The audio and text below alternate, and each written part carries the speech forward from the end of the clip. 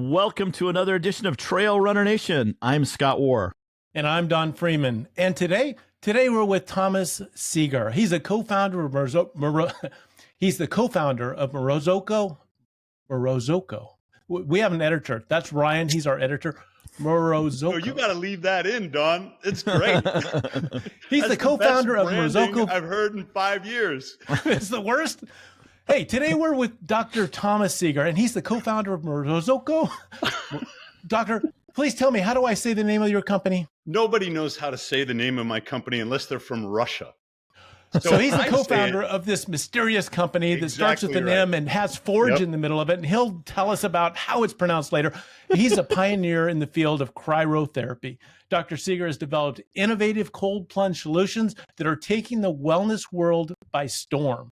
And Dr. Seager holds a PhD and serves as an associate professor at the Arizona State University.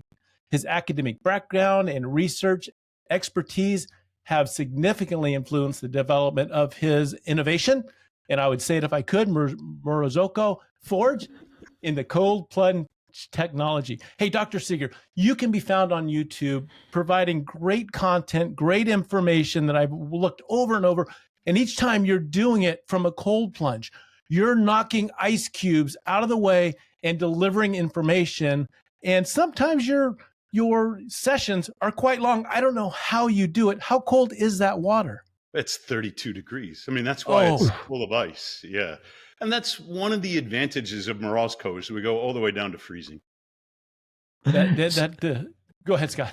To give you context to this whole discussion and why we have Thomas on, my good friend Don went to a retreat where they challenged everyone in the retreat to take a cold plunge. Now, for those of you who have not been listening to our podcast for a long time, let me tell you a little bit about Don, and I can tell you in a very quick story. We went out for a run this morning here in Northern California. I looked at the temperature. It was 58 degrees when we started. It was probably 65 when we finished. Don shows up with a jacket. He does not like cold.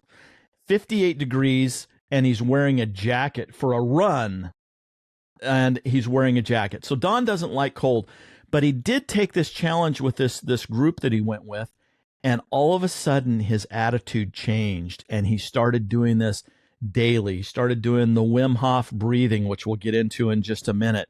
And every time we went on a run, every time I talked to Don, it's Wim Hof this, ice bath that. And I've done some of this in the past, and I don't know why I'm not doing it now, but it feels good. And obviously Don has seen some positive effects, and he ordered this beautiful ice bath. I don't know what you call it, if it's or whatever, from Thomas's company, and started watching some of these things. And he goes, Scott, we have to get Thomas on the podcast and have him explain why I'm so happy about getting in a 40 degree or 32 degree ice bath. So that's the context of this. Am I right, Don? That's absolutely right. And I've got to tell you, for my years that I've been on the planet, I have tried to avoid cold. I mean, you got a jacket, you turn on a heater. I get in the car in the summertime, and if it's hot, I keep the windows up. I mean, I like the heat. I think I'm part reptile. I don't know why the cold attracted me. But I've got to say, the reason I wanted to discuss this on this podcast is it's such a mental game. Running is such a mental game. Getting in the cold is such a mental game. The first instinct you have is, get me out of this thing. And it's settling in and accepting where you're at, knowing and trusting that this is not going to kill you, and you just stay in it. And I think I've developed more mental strength from being in this tub. Go ahead, Scott. We really should let Thomas talk to us at some point. We're halfway done with great. We're halfway done with the podcast. Thomas, I want to know how you got involved yourself in cold plunges. Did you go on a trip to the Antarctic and fall off the boat? How did this all start? That would be a much better story than the reality of it, Scott. I didn't go to Poland. I didn't climb Mount Kilimanjaro in my underwear or do anything like that. What happened to me was I separated from my wife. She said she wanted a divorce, and that kind of threw me into a midlife crisis. So I started reading all the self-help books. I'm like, there must be something wrong with me, right? My self-esteem was in the dang gutter. And one of these books said, you should take cold showers. It's going to toughen you up, right? And I'm like, okay, I need to be tough. I'm never going to get through this doing the same things that I've always done. So I live in Phoenix, Arizona. You got to understand, by cold shower, it's like 60 degrees or something, you know, it's pretty wimpy in the cold shower spectrum. But I did it, and I hated every single minute of it. It turns out that partial cold water immersion is not the same as whole body. And there's a study out of Finland that compared different physiological responses. They found that something like a cold shower or just submerging one limb does not activate the dive reflex. And that is the relaxing calm that you feel after 30 or 45 seconds in the ice bath. It's just all agitation. A cold shower is all sympathetic division of the central nervous system. It's all fight or flight. And I was feeling that. And I was complaining about this to one of my former students. And he said, well, have you ever, done an ice bath? I've never done an ice bath. Well, have you ever heard of Wim Hof? I've never heard of Wim Hof. He goes, well, we're getting a bunch of these Burning Man guys together, and we're going to do some breathing and some, and I'm like, okay, sign me up for that crazy hippie shit, And I go and I get into because at this point I'm going to try anything. That ice bath was like a beautiful experience. I get in there. First time it was? Initial shock, which was okay, but I felt like a sense of accomplishment. I felt like, okay, I'm brave enough to get in here. And after about 30, 45 seconds, I didn't want to get out. I was like, this is wonderful. We should be doing this all the time. So my former student and I, Jason Stauffer is his name, we'd get together on Sundays and we'd buy, like 150 pounds of ice, and we put it in one of those horse troughs. It would be melted in like 5 minutes, because in Phoenix, it's like 115 degrees, in the summertime in Jason's backyard. And we have me and Jason, a few guys. And the next thing you know, it feels like we put in all this effort and we didn't really get what we needed out of it. But we're engineers. So we said, we ought to be able to figure this out. We bought some compressors. We took apart some old freezers. We made an ice bath that would make its own ice. So we didn't have to go to the Quickie Mart anymore, and spend $50 every time we wanted to have an ice bath. We had a party. People loved it. People started wanting to buy it. And that was all back in 2018. So this was before Joe Rogan started getting into ice bath. This was before Huberman was talking about deliberate cold exposure. And for me, it was just like a fun kind of accidental thing to do until I got a lab report back. So you got to imagine, I'm maybe 52, early 50s. I'm a obese, sedentary college professor living by myself, trying to get my act together. And I knew that I should get blood work done. And it came back, it's all fine, except for one thing: prostate-specific antigen. So this is a test that men, my age, routinely have when they're being directed by a medical doctor. And you want to see a number, I guess, that's lower than 4. Mine was 7. And I didn't want to, I was just doing these labs on my own. I didn't want to go to a doctor. So I started looking up WebMD, Mayo Clinic, Cleveland, whatever's on there. And I'm like, PSA 7, it's in red. It says out of range on my lab report. Should I be concerned? It took 20 minutes online to convince me I was going to die of cancer, because that's the way, online catastrophic thoughts go. And then it says you should really go to the urologist. You should have a prostate exam. If the prostate exam shows inflammation, of course it's going to show inflammation. I'm a 52-year-old fat guy. Of course, then they'll recommend a biopsy. If the biopsy shows positive, then they'll probably recommend a prostatectomy. Which sounds terrible. I started talking to other men. Hey, have you ever had your PSA checked? And this avalanche of stories, men older than me, men younger than me, guys that I thought were my close friends who just had their prostate out like 2 years ago. I'm like, what do you mean 2 years ago? I was with you 2 years. We were hanging out at your house, in your kitchen, making cocktails. You never told me anything about your prostate. Well, men don't talk about this stuff enough. They told me how painful the biopsy was. They told me that they'll never get another erection for the rest of their life. So here I was thinking, I have to make a choice between my life or my penis. And what do you think I chose? Because at that point, I'd rather die than lose my penis, because no woman is ever going to love me if I can't ever get an erection again. This is what was going through my head. I said, I must find another way. I am not going to the urologist. I am not doing that biopsy. I didn't tell my daughter. I didn't tell we weren't divorced. We were separated, but I didn't tell my soon to be ex-wife.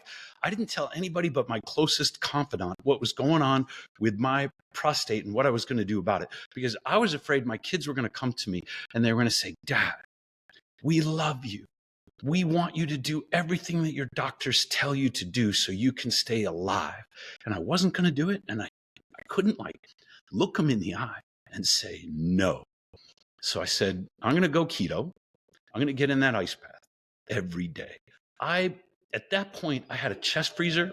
We were making ice baths, but we didn't have one for me yet. We had prototypes. We had one to sell in January 2019. And by this time, I'd already figured out what I was doing with my prostate. But at that point, I'm like, okay, I need this thing to work. I went to, Sears or something. I got one of those big Kenmore things. I got that thing every day. It took me 4 months to have the courage to go back to the lab and get my PSA checked again. And that thing came down to 1.5. I was no longer in the risk zone. Thomas, did you know? I mean, maybe I missed something in the story. By the way, great story. Did you know that doing the ice baths was going to lower your PSA? No, but so why did you think that was going to solve it? It's an indication of inflammation. The PSA is associated with cancer, but it's such it's an unreliable association. PSA is not really a diagnostic tool for cancer. It's a screening tool, but PSA 7, maybe half the guys are going to have cancer, half the guys aren't going to have cancer. Maybe even if they do have cancer, it's not serious or it's slow going, but it does indicate inflammation. So what do you do with inflammation? You do an ice bath. There was something in my intuition that said, I'm going to approach this metabolically first. I'm going to get the keto and I'm going to do the ice bath and then I'm going to test again. And that intuition turned out to be really good, because the first ice bath that we ever shipped out of state was to a man named Dean Hall. He lives in Oregon. And he kind of called us up out of the blue. And he says, look, I'm a leukemia survivor and cold plunge therapy is really important to me. And I found you guys on Etsy or, something crazy like that. And I was just wondering, if you would send me an ice bath and I'll help promote it. I said, I don't know anything about affiliate marketing or promotion or anything like that, but you seem pretty cool. And we need a test subject. We've never shipped out of the state. We need, kind of a target. And if you tell us, how does it arrive, stuff like that. Dean had incurable leukemia. So this was a slow acting chronic leukemia. He knew it was going to kill him. It's untreatable. No radiation, no chemotherapy will help. And his immune system was a wreck. He'd already lost his wife to a brain tumor.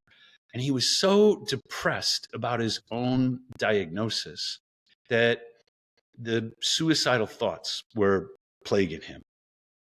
But he said, I have a daughter. I'm not ready to check out.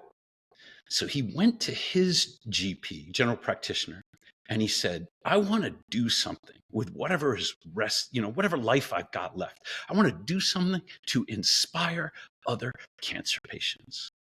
Oh, doc said, well, what do you want to do, Dean? He said, I want to swim the entire length of the Willamette River back home in Oregon.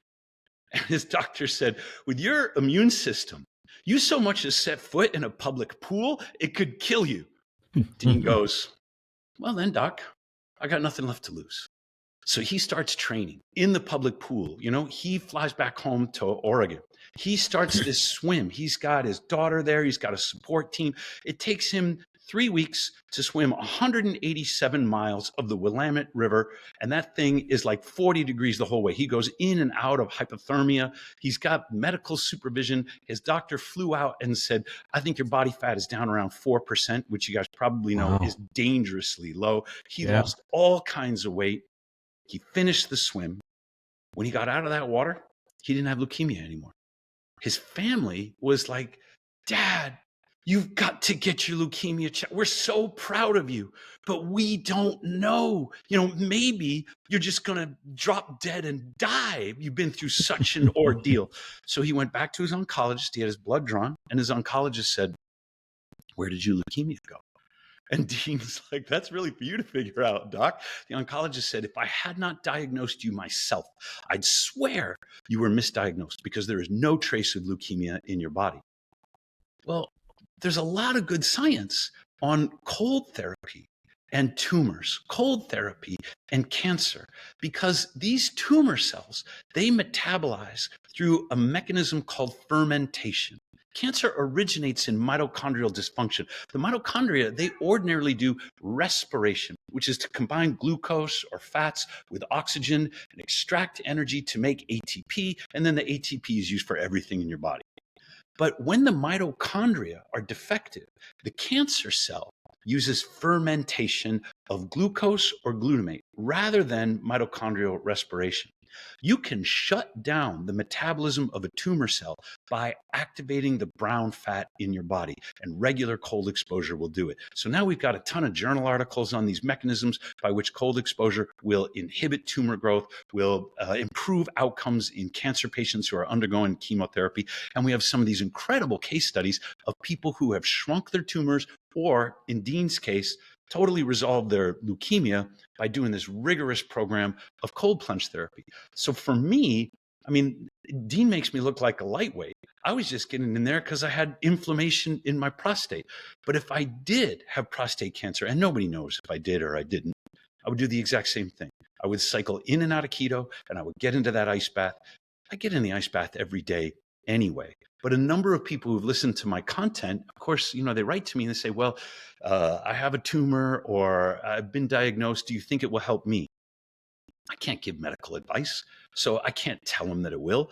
All I can do is say, this journal article says these mechanisms. Thomas Seyfried wrote this book, and it says these kinds of things. This is what happened to me. This is what happened to Dean Hall. This is what happened to other people who've sent me their labs or sent me their radiographs showing what happened to their tumors. And you don't have anything to lose. There's no adverse side effects. So, give it a shot. Let me know if you decide to try. That's about all I can say. The point here is that the intuitions were pretty good. It didn't come together for me later until I went to the library and I said, I really got to figure out what happened to me. What are the mechanisms scientifically that would explain the reduction in my PSA? And it gets even more sort of medically confounding, Scott, because when I got down to like 1.1 on my PSA, I all of a sudden have a lot of confidence, right? I'm no longer feeling like a sad sack loser. I'm going straight to my urologist. He's going to pin a medal on my chest, right? He's probably going to change everything about his practice and his treatment protocols because I'm doing so good. I got my labs. I made the appointment with the urologist.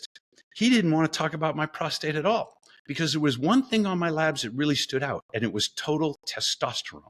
It had gone up to 1180 nanograms per deciliter, which again is out of range for a man my age. He saw that, and he didn't tell me straight up, but he thought I was juicing. Now, medical doctors believe, erroneously, but they suffer from the misconception that high levels of testosterone will promote prostate cancer. And the logic goes like this. Testosterone is anabolic. It promotes, for example, muscle growth. And so they say, well, if you have high testosterone that's anabolic, that could promote the aberrant growth of a tumor. So we were going to get the testosterone down because we don't want to promote growth. This all turns out to be bullshit. But when he saw my labs and my testosterone was too high, he's like, yeah, Mr. College Professor must be juicing. He goes, I want one more test. Just take this order to the lab, get your blood drawn, let me know what they say. It was for luteinizing hormone. I didn't know what luteinizing hormone was, but I, do what I'm told. The results come back 8.9, off the charts too high. And I sent that to him. It meant I was all natural. If my total testosterone had been high, but my luteinizing hormone low, he would have known I was taking steroids, because luteinizing hormone is what signals a man's testes to produce testosterone. When he saw both my luteinizing and my total testosterone were off the charts, he knew I was all natural, and he never wrote me back. Because what is he supposed to do? He's not going to, risk his license or anything like that, because he's got one idiot that gets into ice baths every day and like boosts his testosterone. But it was the same thing. I had to go back to the library. I had to say, what is going on with me? High testosterone protects against prostate cancer. And we have known this for at least 30 years. There is study after study after study that says low testosterone and testosterone suppression increases your risk of prostate cancer, whereas TRT, or naturally high testosterone, will reduce your risk of prostate cancer. And yet, medical doctors that aren't up to date on the latest research are still harming their male patients by putting them on T blockers or T suppressing agents and telling them that's something that they have to live with before they're going to have surgery to remove their prostate and make their dick dysfunctional. So you can tell I'm a little angry about it. And that's partly why I put out so much content. I want more people to know these misconceptions about medicine are hurting them.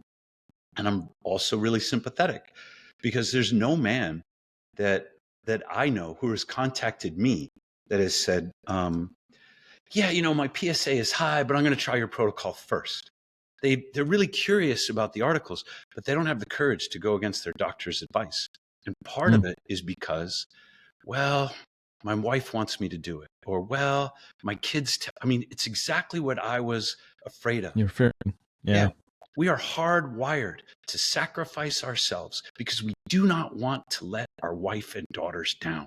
And so we say, all right, I'll go through the painful procedure, or I'll take the hit because my wife and daughters are going to be proud of me and they're asking me to. And I feel like that's my duty. You know what else? We have a duty to set a good example to our sons, because someday they might be in a similar situation and they might need like the courage that we're scared. We're scared of so many things. We're going to die, or we're scared of the pain or the whatever. They might need the same courage to stand up to the medical establishment, to stand up to the people who say, we love you. We want you to do this thing your doctor has ordered that is going to hurt you, and say, son, you got to figure this out for yourself. You got to talk to your mates. You got to talk to older men. You got to gather the experience of the people who can say, when I was in a situation similar to you, this is what I did, and here's how it worked out for me. And that makes some sense. As we age, and I'm speaking about men, age, their testosterone level naturally decreases. And at that same time, that's when their prostate starts to grow. I'm going to be an asshole, Don, and I'm going to interrupt you because you use this adverb naturally. There is nothing natural about the decrease in testosterone. It's normal. It's normal in the sense that the entire American population, let me rephrase, 85% of adult Americans suffer from some form of mitochondrial dysfunction, either prediabetes or insulin resistance or full-on type 2 diabetes. It is normal to be sick. It is common for testosterone levels in men to decline as they age and for their prostate to increase, to become inflamed, even if it's benign. There's a term for it, like benign hyperplasty or whatever the hell it is. There's a fancy word that makes it seem like it's normal because it's so common. But it is not natural. There is no natural biological reason for your testosterone levels to decline with age. It is an accumulation of mitochondrial insult that causes your testosterone to decline. People don't know this, but testosterone synthesis originates in the mitochondria. That is where the cholesterol meets an enzyme called P450-SCC, or however I'm remembering it. And that enzyme cleaves the cholesterol molecule to form a sex steroid called pregnenolone. That pregnenolone is then further metabolized into all the sex hormones, into cortisol and other stress hormones. Everything originates in the mitochondria. So if you suffer from this gradual mitochondrial decay that is typical of aging in the United States, but not natural, of course you're going to suffer from gradually decline in testosterone, because the site of testosterone synthesis has become dysfunctional. When you fix the mitochondria, you fix the testosterone. You fix all the other sex hormones as well. Well, I should have said it's common. I shouldn't have said natural. I love that you interjected and straightened me out, because that's what good conversations are about. You know, there's so many stories I'm sure that you have that pile up behind the couple that you led with to give you the confidence to stand here and say, or tell us about your story and about the gentleman that swam down the river. You have plenty, and to give you the courage to get on YouTube to talk about stories. You know, this isn't a one-off. This is something that you see often. When I published my testosterone story, and I think it's called "What Happened to My Testosterone When I Started Doing Ice Baths for My Prostate," or something like that. It's Great a terrible title. headline. Yeah, right. Google hated it. Nobody read it until Joe Rogan got a hold of it, because the Liver King guy had just been revealed, as on steroids, which everybody knew, but it made testosterone was in the news. And so Joe had David Goggins on the show. And David's like, "Oh, so Joe, you doing anything new for your health?" And Joe's like, "Yeah, I'm doing my ice baths before my exercise now." And Goggins is like, "You're crazy." And Joe's like, "Well, no, see, there's this guy." And he had Jamie put up like the Instagram version of my article, and there is my picture, me up to my neck in ice. And Joe reads out the summary of what happened to my testosterone because I was doing ice baths before exercise instead of after exercise, like everybody tells you. It turns out if you do your ice bath after, it suppresses your testosterone levels. But if you do your ice bath before your exercise, it will boost your testosterone. It will boost your luteinizing hormone. So you trail runners are probably like, "Yeah, I'm out on the trail, and then, oh, my knees are hurting. I'm going to get in the ice bath. It's going to take away the inflammation and the pain, speed my recovery. It's also going to tank your testosterone." The way to do it is the ice bath first, then the trail run. You will still experience the benefits of reduced soreness or reduced delayed muscle or delayed onset muscle soreness, the DOMS. You will still experience the benefit of faster recovery. Just do the ice bath first, and you'll get the additional benefit of testosterone. So Joe reads this out. I'm in Iceland. Like I was on a plane, when this thing hit. And I went up there it's December. I want to see the Northern Lights. When I turned my phone back on, I started getting messages from my friends like, "Hey, you're on the Joe Rogan show." I'm like, "Hang on a second. I think I would know." And he goes, no. They're talking about you. So he never said who I was, but people like pause the video and they look me up and they found me on Instagram. They read the article. They started sending me their labs. They were like, "I did the things that you were doing that you described in the article. My testosterone's going through the roof." Like this is now we have multiple case studies and I've written them up. They're all medically documented. I've interviewed every single one of these people. I put them, this is the infomercial part for you, Scott. I put them in this book called Uncommon Testosterone. When the audio version comes out, you can listen to the interviews, but they're all up on YouTube. When you talk about like the courage to do it, it makes sense. I got to put my labs up there. I got to put my, my story up there. And the first thing that happens is some medical doctor on Twitter will write back and he'll say, "There's no double-blind, placebo-controlled trial that says the thing that happened to you actually happened to you." And of course you want to say, "Fuck off," because this is my experience. These are my labs. You cannot deny what is going on inside my body. But the way the pharmaceutical, industry works is they want you to believe a study instead of your own self. You don't know. Nothing counts but your N=1 experience. I don't care what their P factor is, because are you in like the 99% that responded? Or maybe you were in that 1% that didn't respond. All of those studies, they're just sources of hypotheses.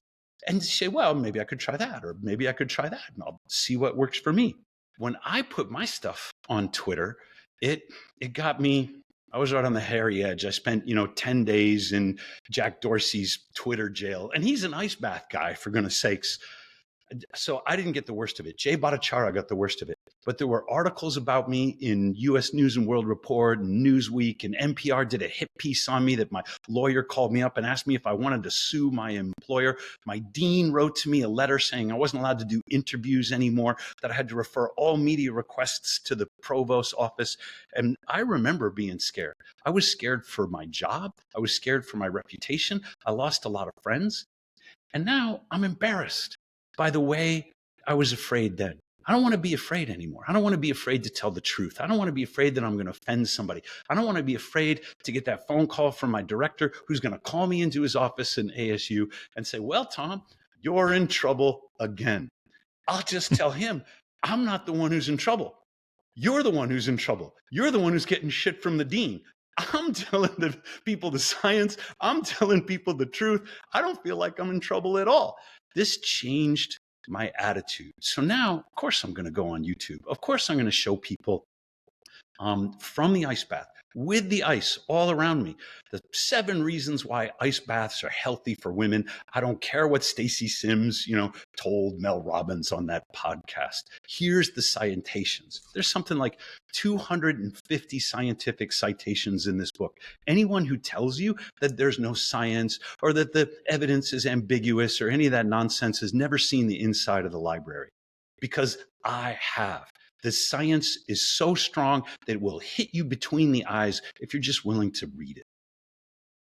So I want to talk about the magic that happens in the first 30 or 40 seconds when you get in an ice bath, and then things kind of settle down and your instinct to jump out goes away. But I don't want to ask that yet. That just putting a pin there. Yeah, you just did, Freeman. No, I know, but I'm holding that because right now, if I was listening to this, I would think, okay, testosterone, ice bath, cold plunge, got it.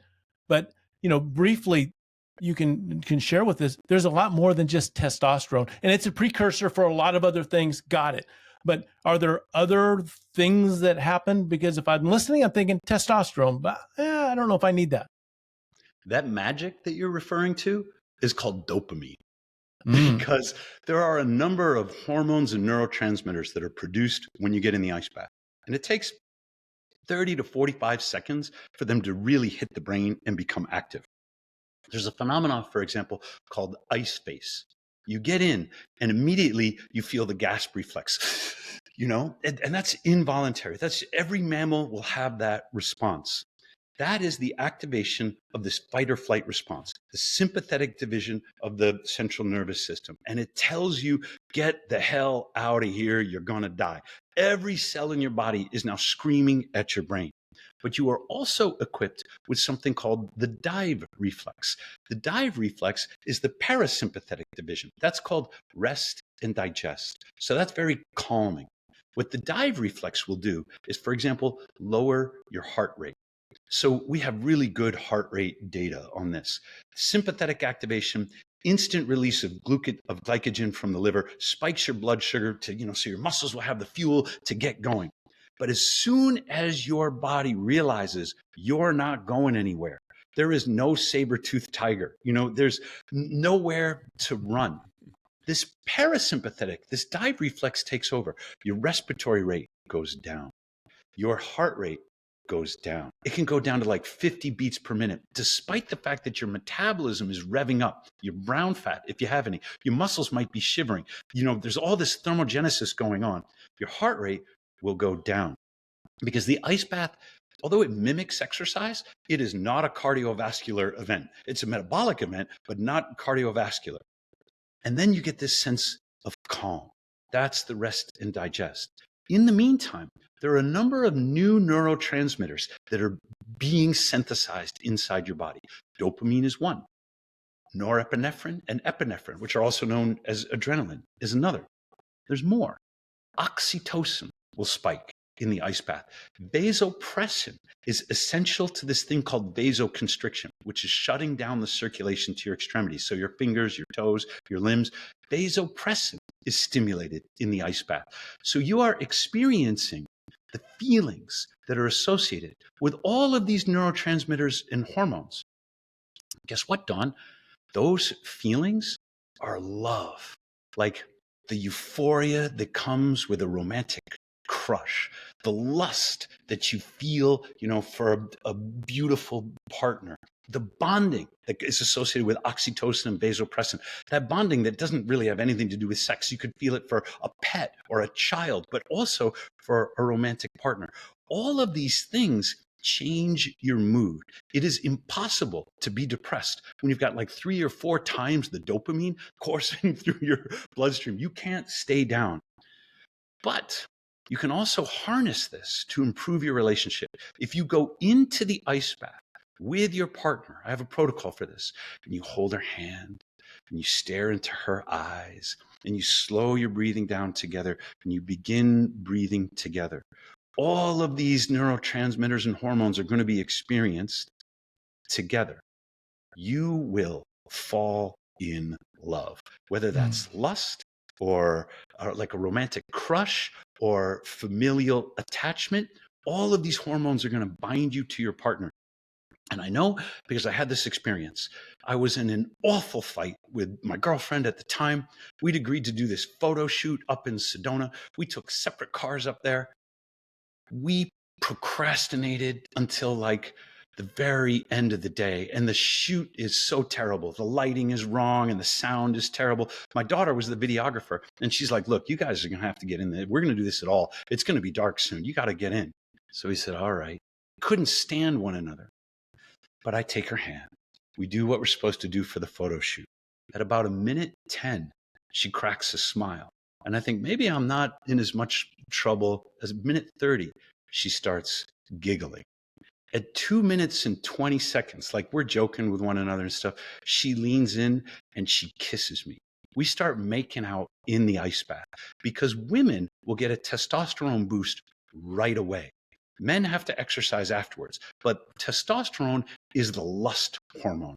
And when a woman gets into the ice bath, her adrenal glands, her skin cells, and her fat cells start producing testosterone immediately. The ovaries don't have anything to do with it, but the ovaries are only responsible for about 25% of the total testosterone in a woman's body. So she gets this instantaneous boost. She's feeling lust. She's feeling romance. She's feeling attachment.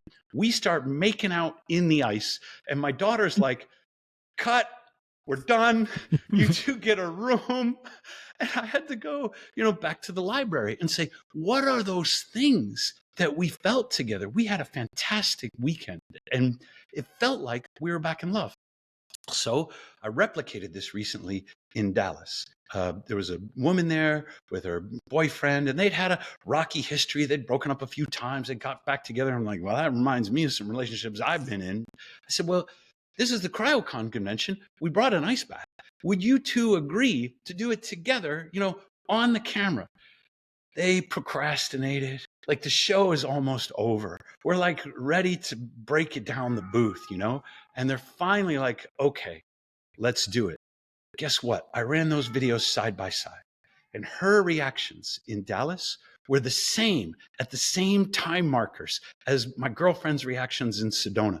This is when she cracked a smile. This is when she cracked a joke. This is when she started talking to the camera. This is when she leaned in and like brought him a little closer. If I had prepared him better, I would have been like, look, about a minute 30, just let her kiss you. If I had given him the script, he might have made out great. But instead, he was like, what is going on? I thought this woman couldn't stand me up until now.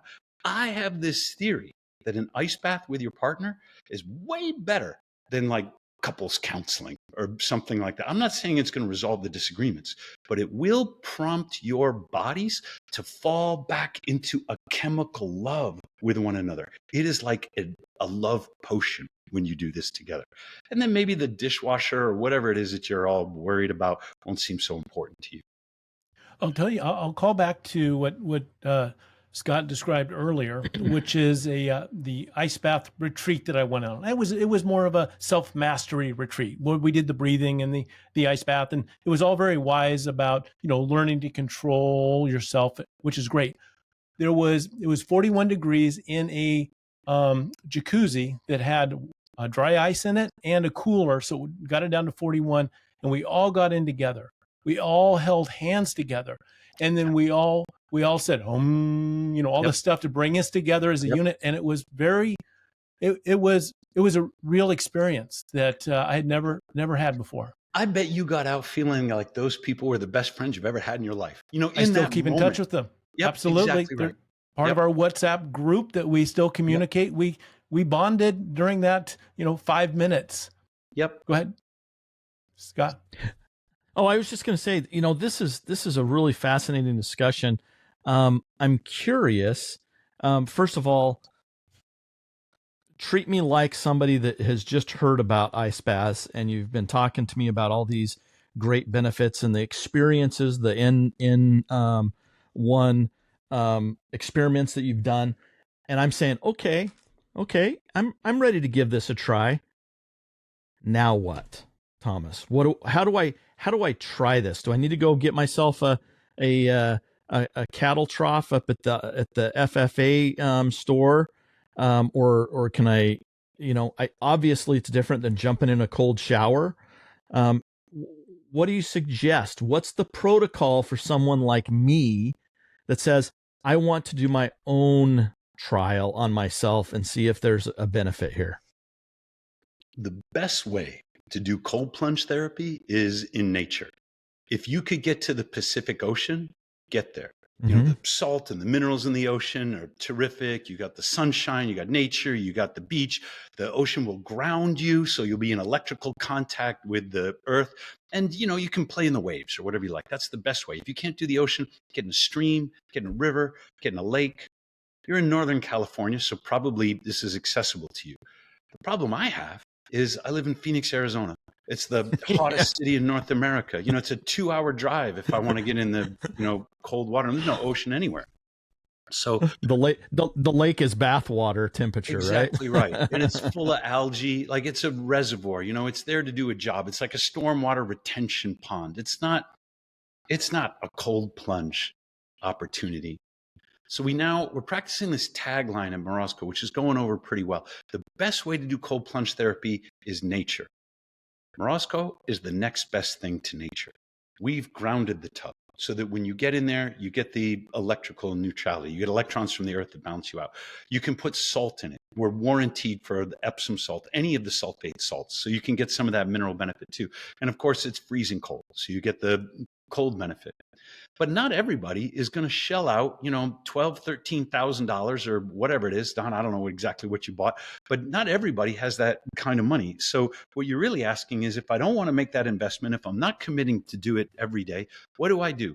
And what too many people are doing is going down to Costco and spending $250 on some cheap plastic inflatable bullshit thing. I mean, they think it's an inexpensive way to try it out. But what I don't like about it is that plastic is full of phthalates and brominated flame retardant. You open a package like that and it has this characteristic smell. And you're like, oh yeah, I'm going to climb right in there. This is going to be good for my health.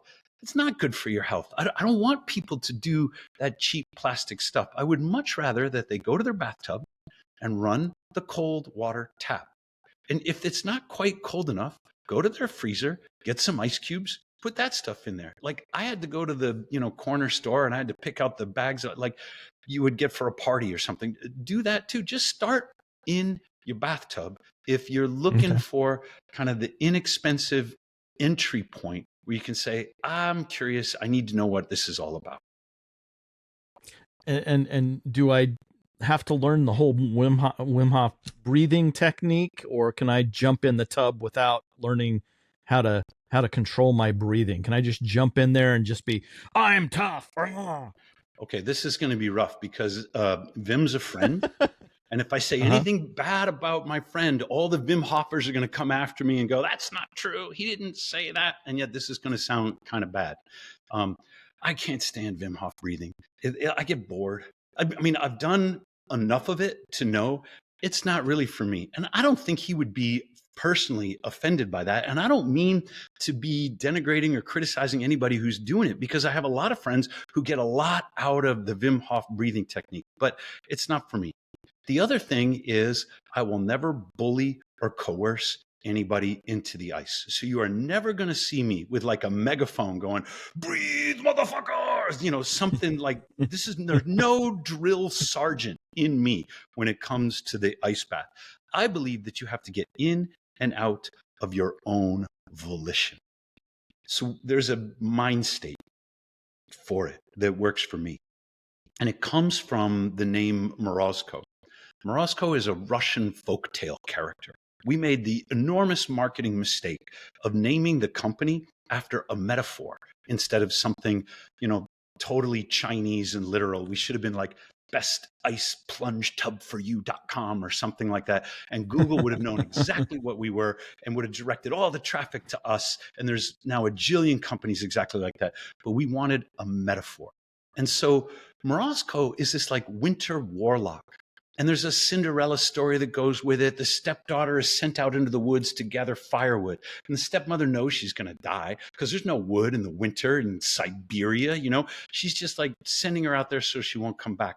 Morozko finds her, and Morozko's going to freeze her to death. But he hesitates for a second. He's like, this doesn't really make sense. He goes, child, do you know who I am? And the little girl says, I know who you are, Morozko. And he says, but aren't you scared of me? And the little girl says, I'm not afraid of you, Morozko. He says, all right, but aren't you cold? And she's freezing, right? And she says, I'm warm enough, Morozko. So Morozko says she's so brave, she's so courageous, she's so obedient. He takes her to his winter palace and he gives her fur coats and presents and food and things like that. And then he transports her back home with all these gifts. She's turned into a princess. The stepmother, she's got 2 biological daughters of her own. And she's like, get out into that woods. Go, meet Morozko. You got to go become princesses. And sure enough, they do. And Morozko sees these 2 girls and he's like, well, this is kind of a weird thing. Do you know who I am? Yeah, we know who you are. Aren't you scared? We're not scared. Aren't you cold, children? And they say, damn right I'm cold. Where are my gifts? Where's my fur coat? Make me a princess. And he freezes them straight to death. The idea when you get into the Morozko is not to tough it out. The idea is to surrender to it. Go in with grace. Go in like you are already a king. How do you want to be observed by your subjects? Are you going to be like a little bitch who gets, oh my God, I can't believe it's so cold. What am I doing? Are you going to need somebody else to bully you in there to tell the king what to do? Or are you going to say, adopt this mindset of like, royal subjects, you are welcome to observe while I show you the proper way to live your life. Because when you come out of that cold water with an attitude like that, you're going to feel like a king. You're going to feel like you can, leap tall buildings in a single bound and all that stuff. I don't want anybody bullying you in. It will just diminish the sense of accomplishment that you have when you're done. Good stuff. So if you want to try the experiment on your own, don't want to spend a lot of money, use your tub, put some ice in there if you want. Continue with that protocol. How long do I go in? Do I go into my neck? Do I go in under, do I submerge my head? How long do I stay in to get the maximum benefit? You mentioned early on some the 30, 40 second to get that Yep. I can't even say the word parasympathetic. Yeah, whatever that word is. Yeah. Yep. Yeah, the dive reflex. Yep. Well, Talk to me about that protocol. You should know that if you do this, you will hate it. Everybody hates it. Joe Rogan hates it. That's good. It's good to have the right Huberman expectation. Right. Like you're not supposed to like it. It's supposed to be uncomfortable. And including me, like I get in there and the ice chunks and everything. And if the cameras weren't there and I didn't have to shoot a video and stuff, I'd be like, yeah, I could probably skip a day. Nobody wants to get in, but you do. You do because you've made a promise to yourself, because you're not the kind of person that like wimps out when you're faced with a little anxiety or something like that. Now you're saying, how long do you stay in? What's the optimal? How do I get the benefits? And I realized when I was coming back from the Global Wellness Institute conference in Scotland in November 2024, I had to get a taxi driver to get me to the airport right away because I had to cut my trip short. We had a little fire at studio. I had to get back to Phoenix, and I'm like activated. And my taxi driver is taking me to the Edinburgh airport, or Edinburgh, I guess they call it. And he's like, oh, you're an ice bath guy. What's the optimal time and temperature? And I snapped at this guy, which probably was not a wise move on my part since I'm counting on him to get me to my flight. And I said, There's no optimal temperature. That's a bullshit question. I'm sick of seeing this on Instagram. You know, people saying this is the optimal benefit and you need this much. To his credit, he's like, oh, you know, I didn't know. I said, look, it's like weight training. If you found out that I was some kind of bodybuilder, you wouldn't ask me, what's the optimal weight and number of reps that I should do to get the most benefit out of the bench press? Instead, you think it was perfectly reasonable for me to say, well, what's your extent of prior training? You know, how much weightlifting have you been done? We want to challenge your body at the right level. We don't know what the weight is going to be. We don't know what the reps are going to be. We'll experiment a little bit and we'll take you to your edge and then we'll back off and gradually you will get stronger. And he goes, well, that makes a lot of sense, you know? And I thought, there's no need for me to be angry. He's not the guy I'm angry about. And as a matter of fact, in this mood, I discovered the right analogy. I can't tell you what the optimal temperature and time is for you. I can tell you that if you do it every day for 2 weeks, your body will recruit brown fat. It will strengthen the smooth muscle tissue that controls vasoconstriction. Your circulation will improve. Your heart rate variability will improve. All the thermoregulatory mechanisms that your body has been endowed with will improve. And whatever you started at is going to seem boring to you if you don't, go a little colder or a little longer. Just like if you do 2 weeks of weight training, wherever you started is going to seem trivial to you because your muscles are acclimating to the stress. Boy, I'm gonna cross off my question about temperature and time right now, and I'm going to talk a little bit more about what I experience when I get in and am in the cold plunge. And and you can comment on this if you feel, is peace and silence. Yep. My mind shuts down.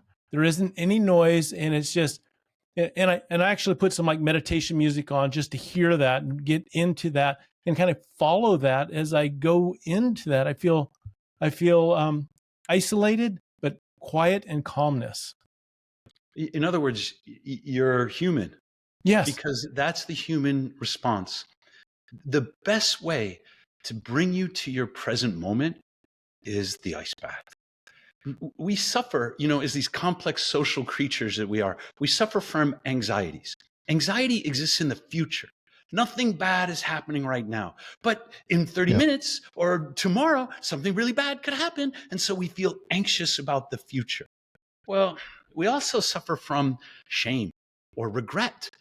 Regret exists in the past. And there's that thing that we did that we want to do over on, that if we could only go back and try it again. So we have these two psychological states. And in some ways, they can be helpful because regret helps us modify how we want to be in the world and decisions that we're going to make differently, right?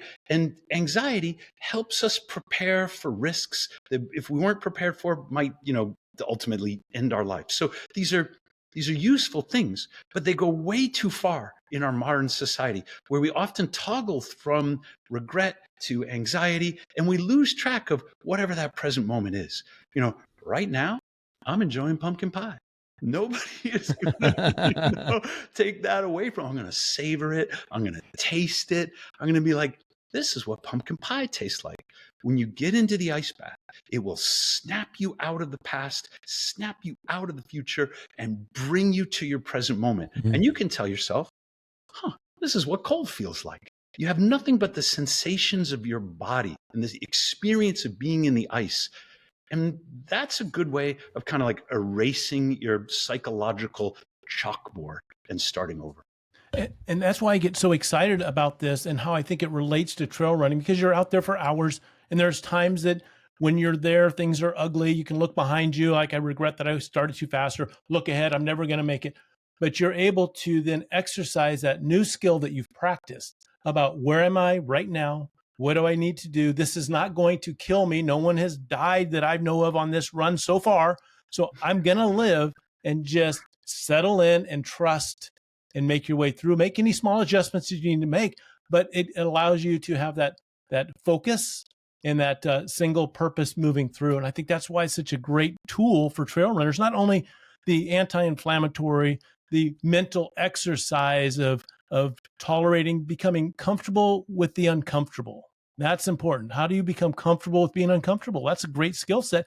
And I think as I keep talking here, and as I've done it, I think, and this maybe sound morbid, but this is a great preparation for the end stage of life. There's a time that you don't have control, but you need to trust the journey, the process, and be okay with it and not fight it, and settle into it and relax and trust.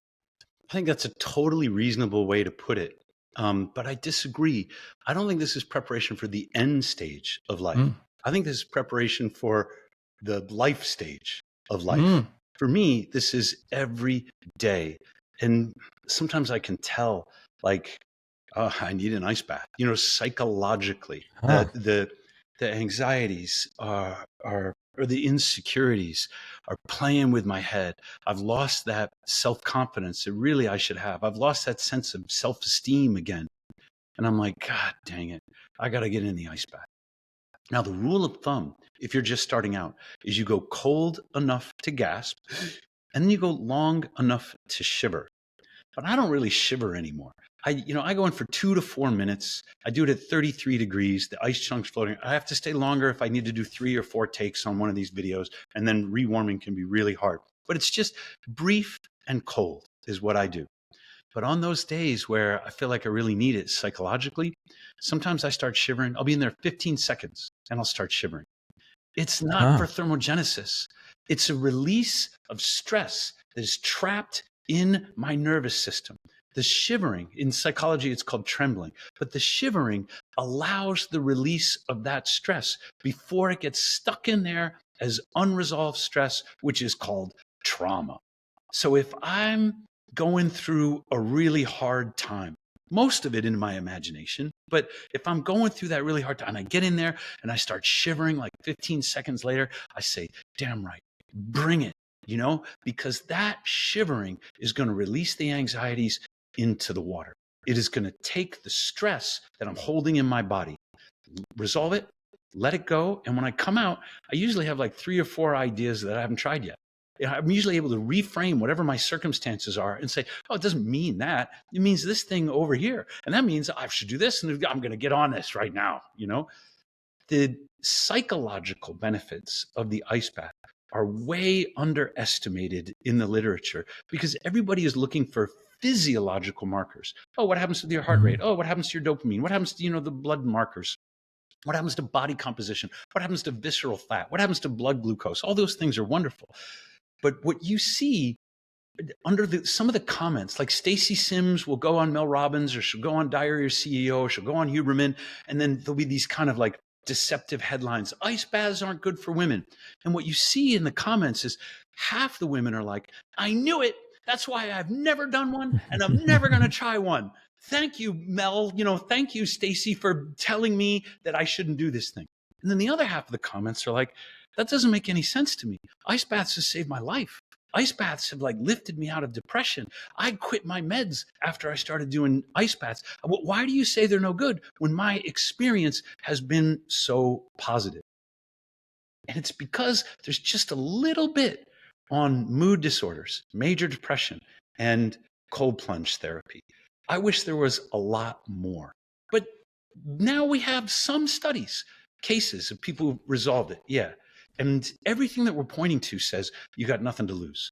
You are going to feel some of that euphoria. You are going to change your mood. You might do hyperbaric, but it takes 8 sessions. And you're like, is anything changing? You get in the ice bath, something is happening right away. Yeah, so I need to rephrase my comment about preparing for death. I guess I was looking too far ahead. But I think what really is preparing me for the moment I get out of the ice bath or the cold plunge to help me through the rest of the day or for tomorrow. But in that silent moment, I thought to myself, I think I will be prepared for whatever's next. I can settle in and trust. Yeah. And that's what I wanted to communicate. Yep. There is kind of a feeling when I'm in there. It's like, Lord, you could take me right now. I would be at peace.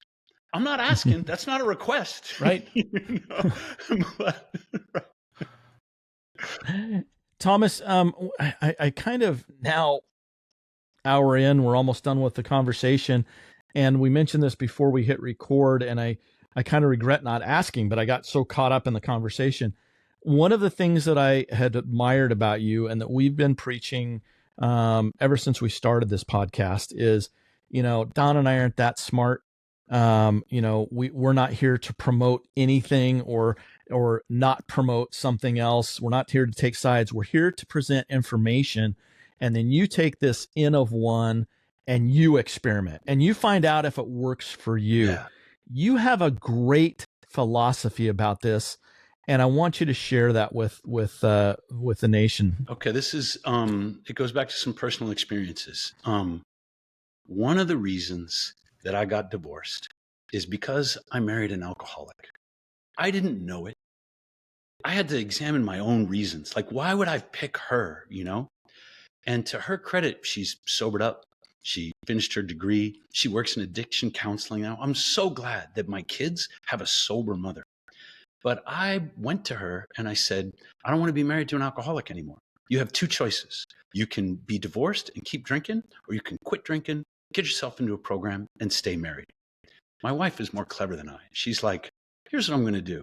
I'm going to quit drinking, get into a program, and divorce you. Because I don't know, can any marriage really survive that kind of ultimatum? I don't know. Yeah. But she figured it out. As part of that process, I went to Al-Anon. She's doing the 12 steps and it's very involved. One of the things she told me about what she learned there was you look around in AA, you find the people whom you admire and you say, I want some of what he's got. I want some of what she's got. It's not the whole person, but you see something that they're doing well that is working for you in their life. And you say, I want my life to have that. What should I do? Well, maybe you should do some of the things that they're doing. So as part of my participation in her recovery, I said, there are people I don't have to go to AA, I go to Al-Anon, but there are people that I admire and respect. And when they tell me something like, well, here's what worked for me, I'm going to make a rule. I got to try it. I did a coffee enema based upon this rule, right? Turns out that's not for me, but it was somebody whom I admire and respect. And I'm like, okay, Yeah. I'll give that a shot. I have gotten so much out of this rule. I don't have to take the advice. That is, I only have to run the experiment. By that, I mean, I try the advice and then I see, how does the advice work for me? Another one was ayahuasca. Somebody invited me to go to Peru, deep into the ayahuasca experience. They said, these are what they experienced. This is what worked for them. So I said, all right, I'm going to do it. Turns out ayahuasca is not for me. And I did it 2 nights, and then I spent the rest of the nights writing. What I figured out was writing is my transcendental state. Writing takes me to a different level of consciousness that other people who are doing ayahuasca, they want these insights. They want that altered state. For me, I do it in words. That's okay. I've spent my whole life, cultivating this thing. I was a little afraid that my friends were going to judge me and kind of not want to be my friend anymore because I didn't have the same experience that they had. No, it's totally different. It's the opposite of what I was afraid of. Ayahuasca did work for you because it led you to writing. Right. I had a realization about writing that I didn't have before. And so, what the hell was I writing? This was February and the Uncommon Testosterone book wasn't out yet. And I was feeling kind of stressed about it. And so, well, man, I knocked out 3 chapters down there in Peru while my friends were doing ayahuasca. That's part of why it's so good. For you, trail running is probably a flow state where you hit it right and you feel like time for you stops and you could do this forever. For me, writing is like that. I hit my flow state and you're right. I tried something new. I discovered something about it. I discovered something about myself. I'm keeping my rule. If I find somebody whom I admire and respect, and they say, here's something I did when I was in a situation similar to you, and it worked out in this way, then I'm going to frickin' try that and see what happens. Yeah. You know what? I think that is a very healthy way to live your life. And to your point, there's a lot of things about Don Freeman that I admire, and I want some of what Don Freeman is. And he's been talking about this ice bath thing, and I'm thinking, okay, you know, I've done a little jumping in my cold pool in the winter kind of thing, and it didn't kill me, but I didn't quite get the of course it wasn't very cold either. But I'm thinking, you know, when Don finally gets this tub that he's ordered, and he's invited us over, and I think I'm going to take him up on it. I'm going to give it a try. Now, Don, to get expectations clear, I'm not going to get in there with you and hold your hands. Just to be clear, I'm not going to get in with you. You can go sit in the corner and do whatever, but I'm going to get in my own. This is a solo journey, an in of one for me. Got it, Scott. You know, good. I won't have any false expectations, but certainly you're invited to come over and use it as often as you would like before your workout. Yeah. Thanks. Hey, Thomas, thank you. This has been a fabulous discussion. Have loved your stories and your experience, and it's obvious you're passionate about this, and it's really worked for you. And so if people are listening to this and they think, boy, there's some things that Thomas is talking about that are ringing true for me. Yeah. Give it a try. I hope so. Give it a try and see if it works. And we hope it does. Me too. We hope that it makes you a better person. We hope it makes you a healthier person so that you can run and enjoy nature and the trails out there for as long as you deem necessary. So, Thomas, thank you for joining us. And we picked the Forge one for good reason. It's a wonderful piece of equipment. It doesn't use chemicals. It's ozone clean. It's grounded. There's a lot of reasons why we chose this one. It's just not another ice bath or a tub. It's unique, and he's put his research into it and his passion into it. And we really appreciate you being on here. This is my pleasure. Thanks for having me on here. So get some ice cubes, get a bag of ice, get a bag of ice, throw it in your bathtub, turn on the cold water, strip down to your skivvies, jump in, and run. Mas.